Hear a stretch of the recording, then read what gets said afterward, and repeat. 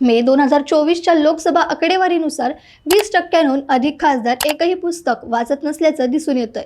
हो, तुम्ही अगदी बरोबर ऐकलत। आपल्या भाषणातून देशाला उपदेश करणारे आणि शिकवण देणारे अनेक खासदार स्वतः मात्र ग्रंथालयात जातच नाहीत। काय आहे हे नेमकं प्रकरण जाणून घेऊया थोडक्यात। गेल्या सत्रात फक्त 42 खासदारांनी संसद ग्रंथालयात जाऊन पुस्तक घेतलं किंवा डिजिटल डॉक्युमेंट डाउनलोड केले। बाकीच्या बहुसंख्य खासदारांनी ग्रंथालयात पाऊलही ठेवलं नाही। पण या ग्रंथालयात आहे तरी काय? तर इथे 34,500 पुस्तकं, इंटरनेटवर 35,000 लेख, तब्बल 1,20,00,000 जर्नल्सचा ऍक्सेस आणि 61 व्हिडिओ तसेच 24,000 ऑडिओ कॅसेट्स उपलब्ध आहेत। इतकी प्रचंड माहिती असूनही वापरणारे फार थोडे आहेत। पण जयराम रमेश, सुप्रिया सुळे, जॉन ब्रेटास, हरिभाई पटेल, प्रियांका चतुर्वेदी यांसारखे काही खासदार मात्र नियमित वाचन करतात। ग्रंथालयात बाहेरील लोकांना प्रवेश नाहीये, त्यामुळे सामान्य नागरिक फक्त ऑनलाईन नोंदणी करून डिजिटल संसाधनांचा वापर करू शकतात। यावरून हे दिसून येत आहे की खासदारांमध्ये वाचनाची सवय कमी होत चालली आणि त्यामुळे ग्रंथालयाचे अधिकारीही चिंतेत आहेत। खासदारांमध्ये वाचनाची सवय कमी होत चालल्याने देशाचे संवर्धन प्रक्रियेत सहभागी असलेल्या